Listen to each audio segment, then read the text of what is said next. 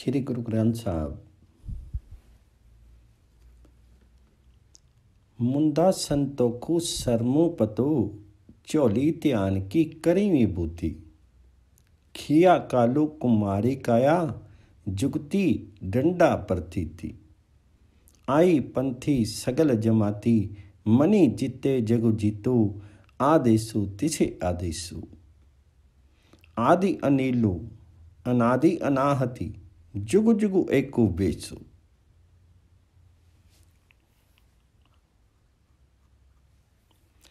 हे योगी, योग की यथार्थ महत्ता पाने के लिए तुम संतोष की मुद्राएं धारण करो, अर्थात कान चिरवा करके कांच की मुद्राएं योग का बाहरी चिन्ह है। वास्तविकता जीवन संतोष में है, उसी को मुद्रा के नाते धारण करो। जीवन के अंदर संतोष होना चाहिए। श्रम का खप्पर लो, अर्थात निष्कर्म जीवन बिताने की अपेक्षा कर्मशील जीवन जियो। प्रभु ध्यान की विभूति लगाओ, अर्थात शरीर पर राख मलने की अपेक्षा परमात्मा में अनुरक्ति पैदा करो, उसको मन से ध्याओ। मृत्यु के नित्य स्मरण को कफनी बनाओ, हर समय मृत्यु को याद रखो, शीर को निर्मल रखो, ब्रह्मचर्य का पालन करो और हाथ में निश्चय का दंड धारण करो। तात्पर्य यह कि बाहरी खियां दंड आदि की अपेक्षा मृत्यु की स्मृति, शारीरिक ब्रह्मचर्य तथा दृढ़ निश्चय को अंगीकार करो, उसी में योग का यथार्थ तत्व है। मुंदा संतोखु सरमु पतु चोली त्यान की करी विभूति खिया कालू कुमारी काया जुक्ति डंडा प्रतीति। समूची मानवीय चेतना को अपने समान मान लेने में ही तुम्हारा आई पंथ अर्थात योगियों का एक प्रसिद्ध संप्रदाय है का प्रतिनिधित्व है। इसी में मन की जीत है और मन की जीत में संसार की विजय मौजूद है। आई पंथी सगल जमाती मनि जीते जगु जीतो आदेशु तिसे आदेशु। हे योगी, तुम्हें उसी मालिक के सम्मुख पर नमन करना चाहिए जो प्रणाम का आदेश सही अधिकारी है। वह परमात्मा आदि है, अनादि है, अनंत है, पावन है, निर्मल है और युग युग से वह एक ही रूप में स्थित है। आदि अनिलु अनादि अनाहति जुगु जुगु एको वेसु। भुगति ज्ञानु दया पंडारणी कटी कटी वाजही नाव आपी नाथू नाथी सब जा कि रिद्धि सिद्धि अवरा साध संजोगु बिजोगु दुई कार चलावी लेखे आमी भाग आदेशु तिसे आदेशु आदि अनिलु अनादि अनाहति जुगु जुगु एको बेसु। अब गुरुजी योगियों के भंडारे की चर्चा करते हुए कहते हैं कि भंडारे भंडारे की रसद लाने बांटने वाले सब लोग अपने अपने स्वार्थ में लीन होते हैं। परमात्मा के भंडारे की ओर देखो, वही भोजन पाओ। यदि तुम अंतर्मुखी होकर परमात्मा की ओर वृत्ति लगा लो और वहां तुम्हें प्रभु ज्ञान का भोजन मिलेगा। इस भोजन को परोसने वाली भंडारनी परमात्मा की दया है।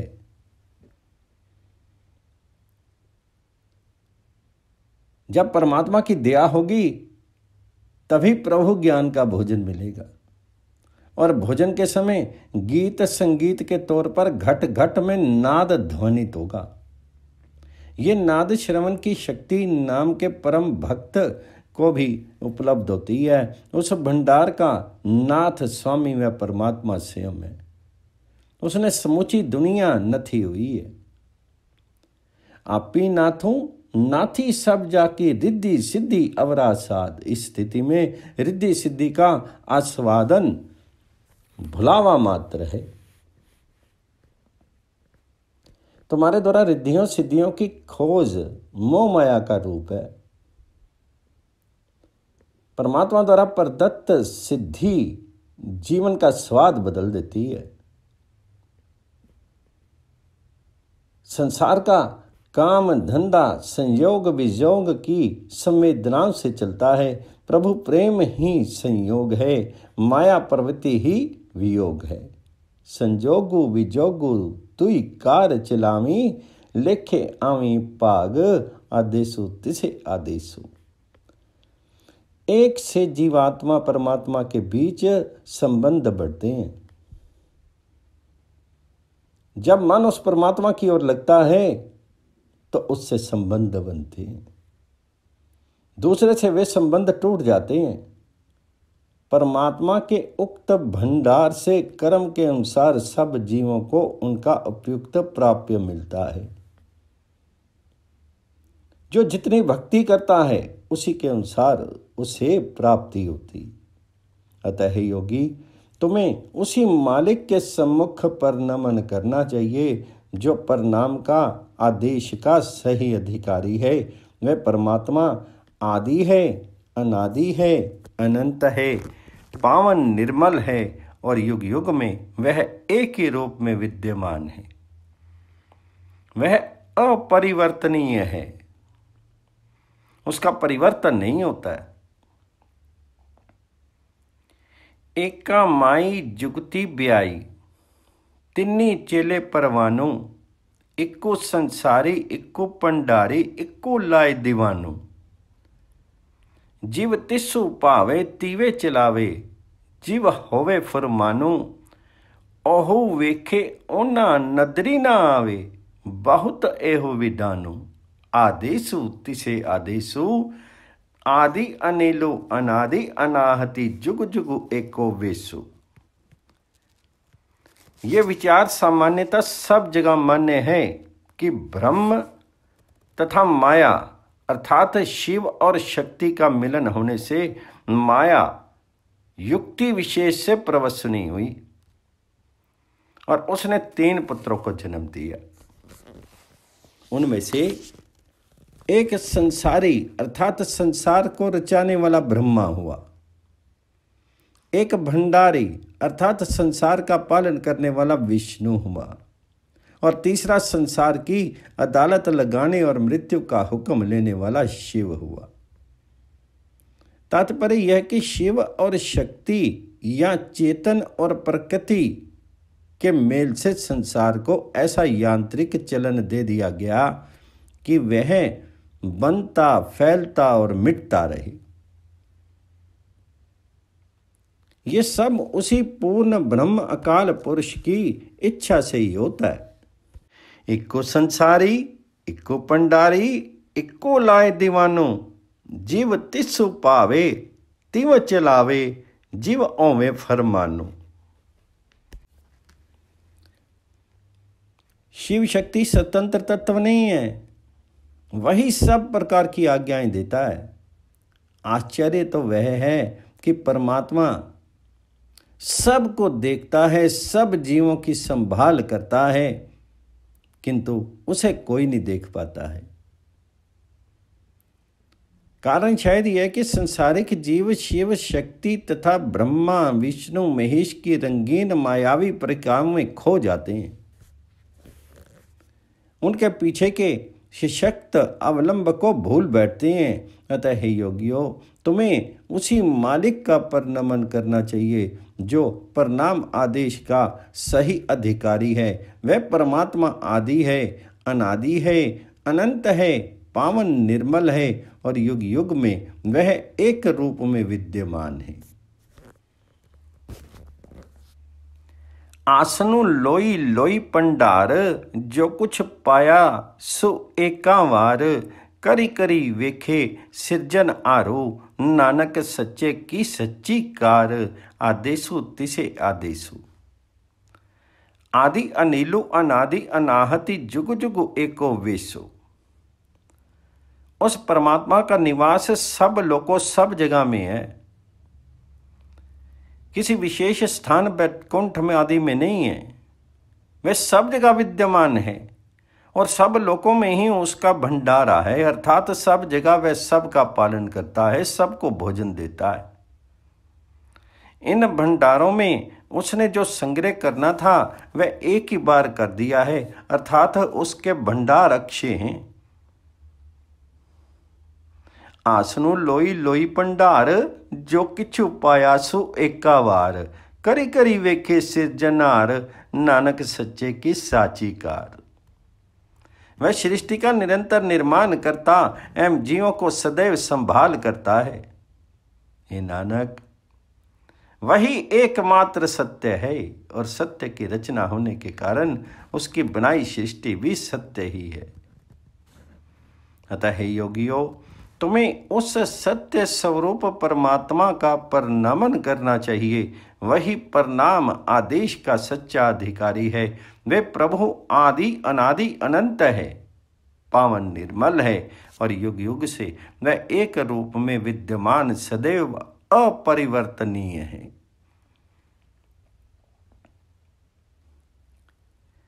एक दो जीवो लख होही, लख होवी लख बीस, लखू लखू गेड़ा आखें एकू नाम जगदीश। एतु राही पति पवड़िया, चढ़िए होई 21। सुनी गला आकाश की, कीटा आई रीस। नानक नदरी पाइये, कूड़ी कूड़े ठीस।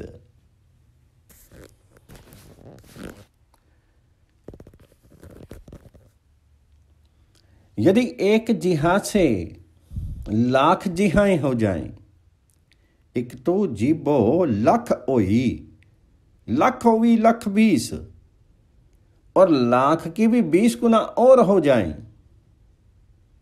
और प्रत्येक जिहा से उस परमात्मा के नाम की लाख लाख रट लगाएं, अर्थात निरंतर प्रत्येक जिहा से नाम का स्मरण किया जाए। लखू लखू गेड़ा आख्यों एको नाम जगदीश, एहु राही पति पावड़िए चढ़िए ओई 21।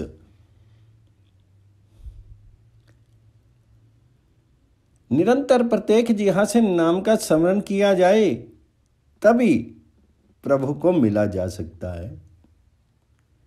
ये कहने और मानने वाले भी कोरी गप हाँकता है।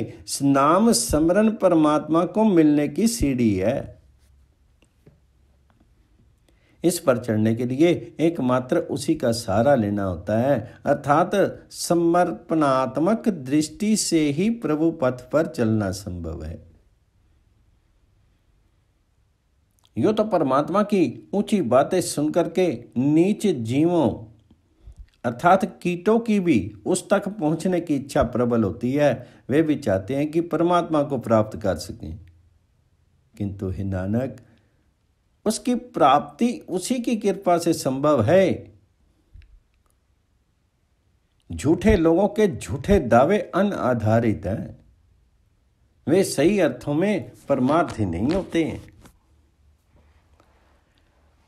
आखनी जोरू चुप्पे नहीं जोरू, जोरू ना मंगनी देनी ना जोरू, जोरू ना जीवनी मरनी ना जोरू, जोरू ना राजी माली मनी सोरू, जोरू ना सुरती ज्ञानी बिचारी, जोरू ना जुगती छुट्टे संसारू, जिसु अथी जोरू करी वेखे सोई, नानक उत्तमो नीच न कोई।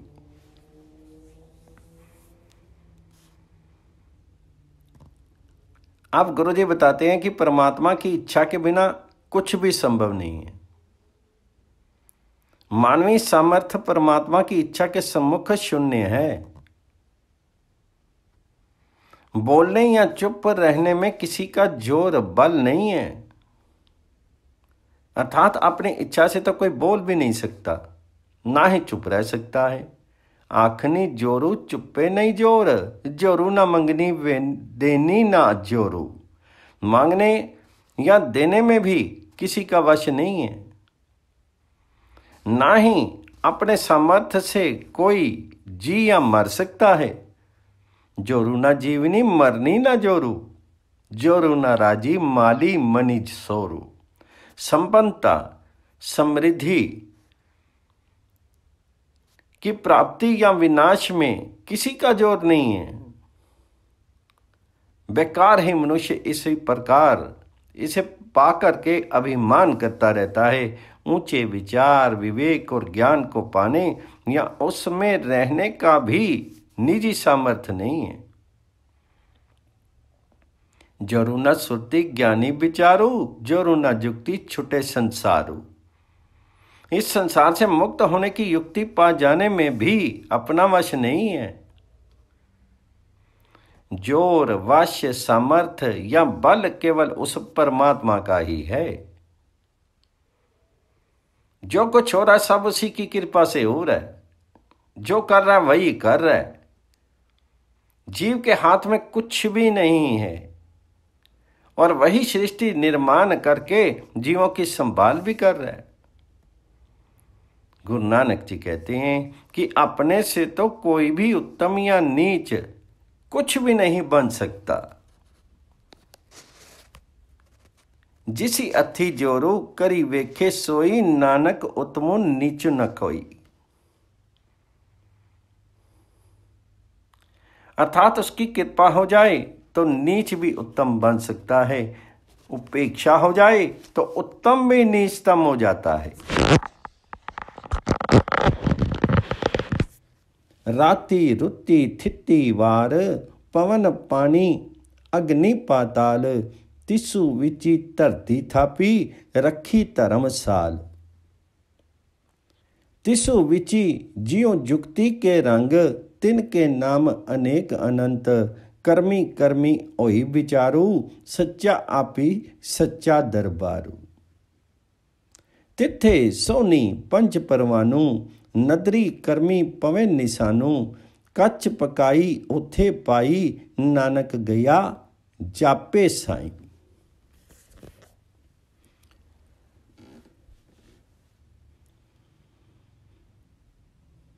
यहाँ से आगे 34 से 38 पदों में आत्मा के परमात्मा के लोक सतलोक तक पहुँचने के 5 पड़ावों का चित्रण है।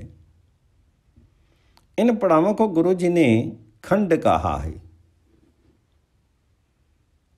नाम नीचे से ऊपर इस प्रकार हैं। पहला है धर्म खंड, दूसरा ज्ञान खंड, तीसरा श्रम खंड, चौथा कर्म खंड तथा 5वां है सच खंड। आत्मा परमात्मा के प्रति समर्पित होकर के उसी का नाम स्मरण करते हुए धर्म खंड से सच खंड तक की यात्रा पूर्ण करती है और वहां परमात्मा में लीन हो जाती है। राति रुति चित्ती धार, राति रुति थिति वार। पवन पानी अग्नि पाताल। रात दिन ऋतुओं तिथियों वारों आदि एवं हवा पानी अग्नि पाताल आदि के बीच परमेश्वर ने धरती को स्थापित किया है। तिसु विच धरती थापी, रखी धर्मसाल। जो जीव के लिए कर्तव्य पालन का स्थान है। तात्पर्य यह है कि भौतिक नियमों में बद्ध धरती के जीव कर्तव्य लोग हैं। उसे यहां रहते धर्म पालन करना होता है। यह पहला खंड अर्थात धर्म खंड है कि जीवन के अंदर धर्म का पालन करो।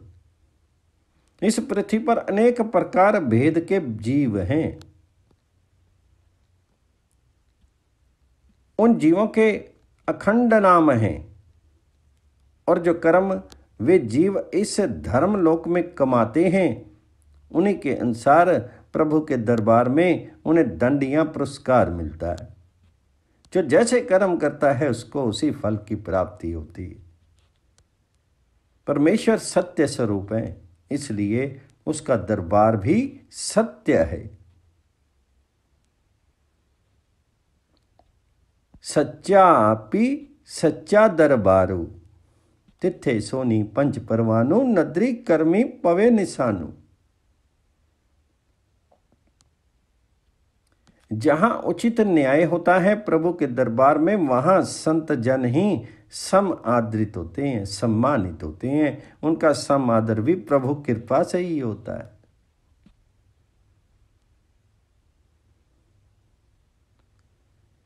तिथे सोनी पंच परवानु, नदरी कर्मी पवे निशानु, कच्च पकाई ओथे पाई, नानक गया जापे जाए।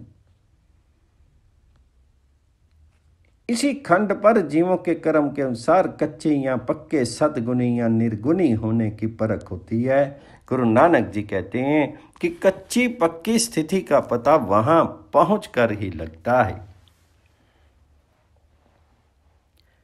धर्म खंड का एहो धर्मो, ज्ञान खंड का आँखों कर्मो, केते पवन पानी बैसंतर, केते कान महेश, केते बरमे कांडती घड़ी आही, रूप रंग के वेश। केतिया कर्म भूमि मेर, केते केते धूप देश, केते इंद्र चंद सूर, केते केते मंडल देश। केते सिद्ध बुद्ध नाथ, केते केते देवी बेस, केते देव दानव मुनि, केते केते रतन समुद्र।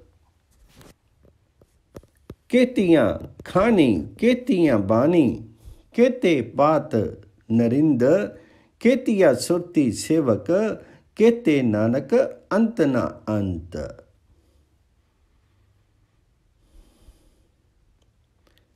धर्मखंड यही नियम है जो ऊपर बताया गया है, अर्थात गुण वृद्धि। अब ज्ञान खंड का वर्णन करते हैं। इस खंड में पहुंच करके अर्थात ज्ञान अवस्था को प्राप्त करके ही पता चलता है कि पवन पानी अग्नि के भी असंख्य रूप हैं।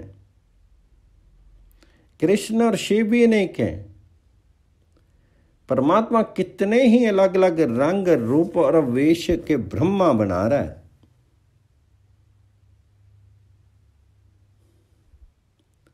कर्म कमाने की धरतियां, कर्म क्षेत्रों की संख्या भी निश्चित नहीं है। कितने ही सुमेरु पर्वत हैं, कितने ही ध्रुव भक्त तथा उनके उपदेश हैं। केते बर में काढ़ती कड़ी अहीं, रूप रंग के देश, केतिया कर्म भूमि मेर, केते केते ध्रुव उपदेश। केते इंद्र चंद्र सूर, केते केते मंडल देश। कितने ही चंद्र इंद्र और सूर्य हैं, कितने ही खंड मंडल और देश हैं। केते सिद्ध बुद्ध नाथ, केते केते देवी बेस। सिद्धों बुद्धों नाथों की संख्या नहीं है। अनेक तो देवी के ही रूप हैं, दुर्गा चंडी काली लक्ष्मी सरस्वती भक्ति आदि। केते देव दानव मुनि, केते केते रत्न समुद्र। अनेक देव दैत्य और ऋषि मुनि हैं। कितने ही समुद्र हैं और समुद्र से निकलने वाले कितने ही रत्न भी हैं।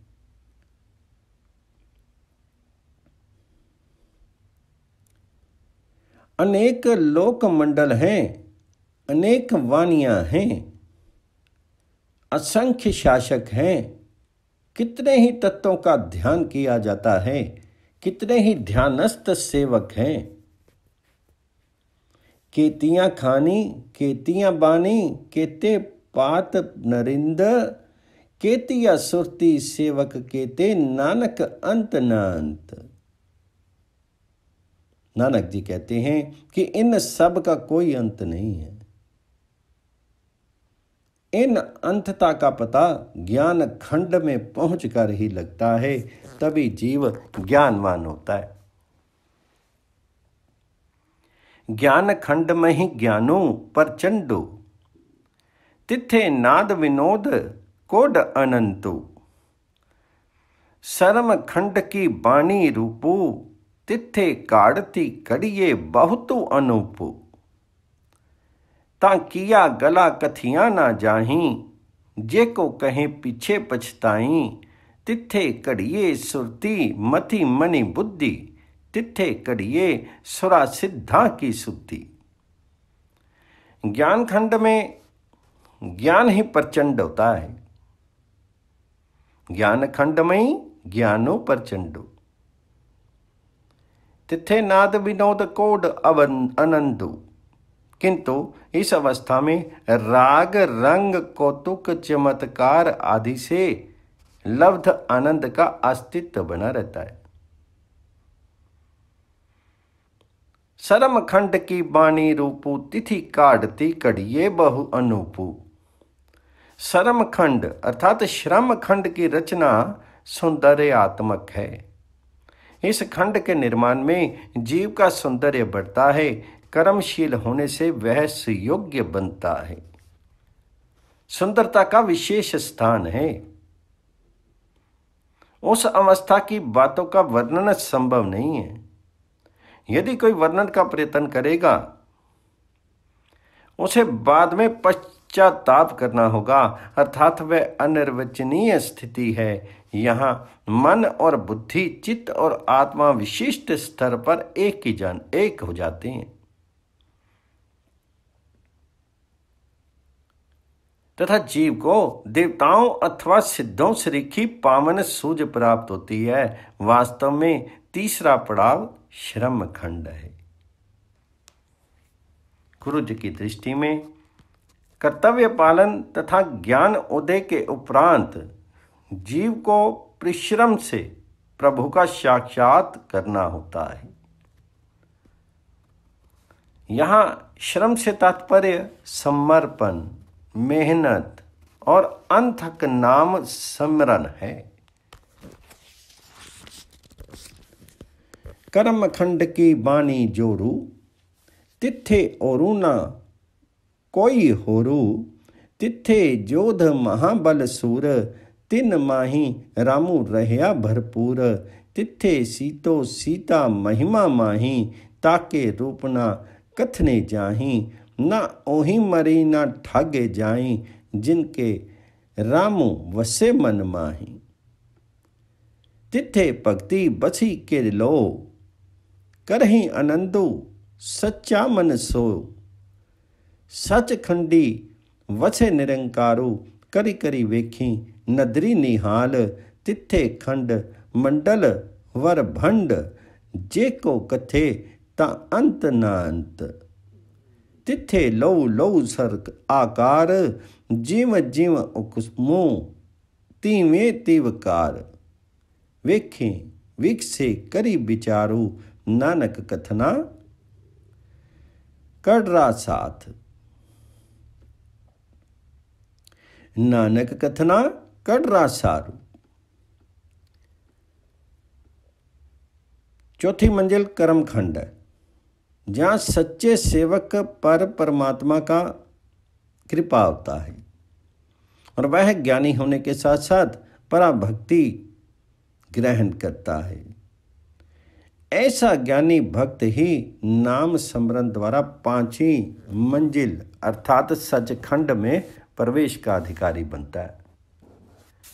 कर्मखंड की रचना आत्म बल से हुई है। कर्मखंड की बानी जोरू अर्थात ईश्वर कृपा पाकर के जीव में आत्म बल बढ़ जाता है। तिथे औरु ना कोई औरु, इस स्थिति में हर रंग में परमात्मा ही परमात्मा दृश्यमान होता है, अर्थात प्रभु कृपा होने से जीव प्रभु में हो जाता है। जिधर भी उसकी दृष्टि उठती है उसे प्रभु दर्शन नहीं होता है। इस स्थिति की प्राप्ति आत्म बल वाले शूरवीरों और योद्धाओं की होती है। जिनके भीतर स्वयं राम अर्थात परमात्मा भरपूर समाया रहता है। तिसमई रामू रया भरपूर, तिथे सीतो सीता महिमा माही, ताके रूप न कथने जाई। वहां व्याप्त राम की महिमा कपड़े से बिंधे हुए धागे के समान तल्लीन रहता है, और ऐसे भक्तों की आध्यात्मिक सुंदरता का वर्णन नहीं किया जा सकता, जिनके मन के अंदर राम बस जाता है। जिनके मन में राम बस जाता है वे अमर और निर्भ्रम हो जाते हैं।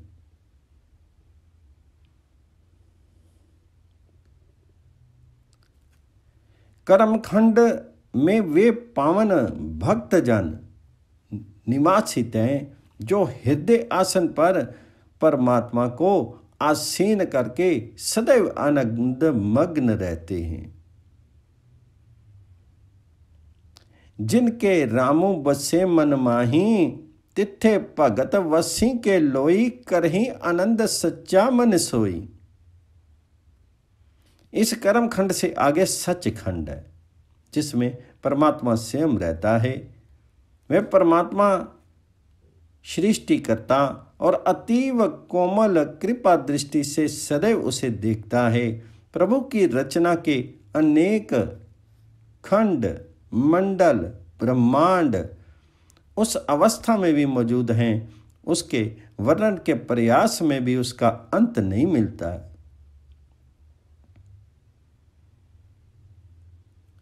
सचखंड बत्से निरंकार, करी करी वेखे नदरी निहाल, तिथे खंड मंडल वर भंड, जेको कथे न अंत न अंत। अर्थात वे भी अनंत हैं, वहां अनेक लोक और अनेक आकार हैं। निरंकार के हुक्म के अनुसार ही वहां सब नियमित और नियंत्रित है। स्वयं पर ब्रह्म उन समर्पित भक्तों के कर्म लेख पर विचार करता है, उन्हें आत्मलीन करता है और प्रसन्न होता है। जो नाम स्मरण करते हैं प्रभु को अपने मन में बसा लेते हैं, प्रभु उनको आत्मलीन कर लेता है। गुरु नानक जी कहते हैं, इस परम अवस्था का चित्रण कर सकना लोहे के चने चबाने के समान है। वेखे विकसे करी विचारू, नानक कथना करड़ा सारू।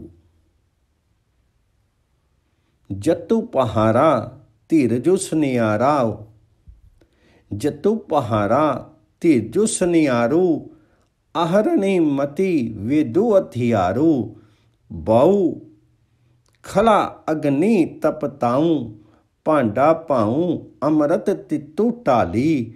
घड़िए सबदू सच्ची टकसाल, जिनको नदरी कर्मो तिनकार। नानक नदरी नदरी निहाल।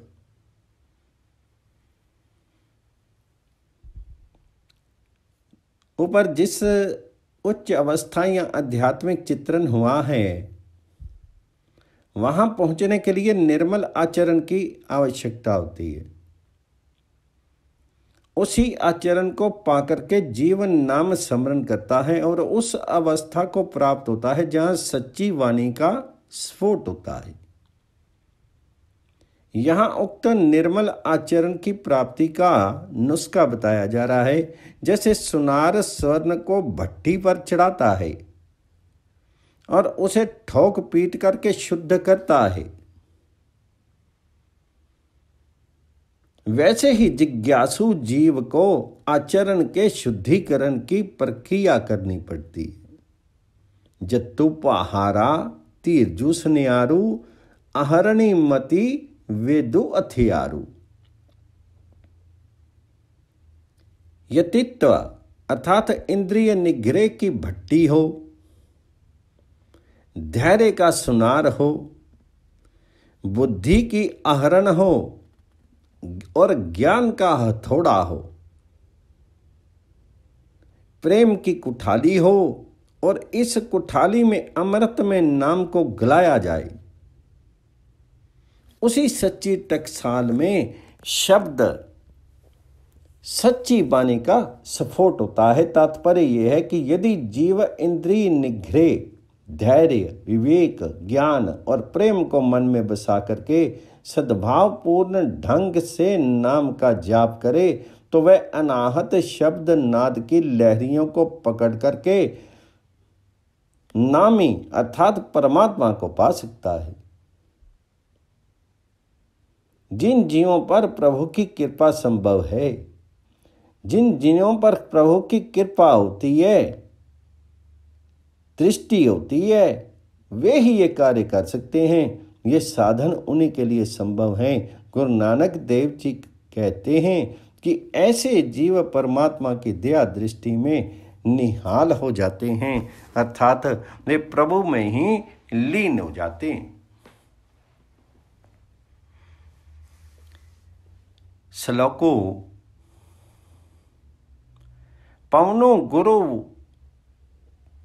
पानी पिता माता धरती महतू, दिवसु राती दुई दाई दाया खेले सगल जगतु, चंगी आया पुरी आइया वाचे धर्मो अधूरी, कर्मी आपो आपनी के नेड़े के दूरी, जिन्नी नाम ते आया गे मस्कती काली, नानक ते मुख उजले के ती छुट्टी नाली। जपजी साहब के इस अंतिम श्लोक में गुरु जी ने मानव जीवन के अस्तित्व, स्थिति और स्वरूप को एक सुंदर रूपक द्वारा समझाया है। मानव जीवन का यथार्थ लक्ष्य क्या है और उसकी उपलब्धि क्यों कर हो सकती है, ये भी इस श्लोक में स्पष्ट किया है। संसारिक जीवों के लिए पवन गुरु है, पानी पिता है और धरती माँ है। पवनो गुरु पानी पिता माता धरती मैतू। गुरु का कार्य मार्गदर्शन कराना है। पवन शरीर को चलाता है, इसलिए गुरु है। पानी जनक है, उसी के प्रवेश से धरती से वनस्पतियां फूटती हैं। धरती जननी है। दिन और रात दोनों इन जीवों को खेल खिलाने वाले सेवक सेविका हैं, अर्थात सब जीव रात दिन की गोद में खेलते या कार्य करते रहते हैं। दिवसो राती दुई दाई दाया खेले सगल जगतू, चंगियाइयां बुरियाइयां वाचे धर्मो अधूरी, कर्मी आपो आपनी के नेड़े के दूरी। परलोक में परमात्मा के सम्मुख धर्मराज इन जीवों का कर्म अलेख जांचता है और अपने अपने कर्मों के अनुसार कई जीव प्रभु निकट्य पा जाते हैं और कई उससे दूर हट जाते हैं। कर्मी आपो आपनी के नेड़े के दूरी, जिन्नी नामू ते आया गे मस्कती काली, नानक ते मुख उजले केती छुट्टी नाली। गुरु नानक जी कहते हैं कि सतकर्मी जीव प्रभु की शरण में विलीन हो जाते हैं। इतना ही नहीं, बहुत से दूसरे जीव भी इन मुक्त आत्माओं से जुड़ करके मोह माया के बंधनों से छूट जाते हैं।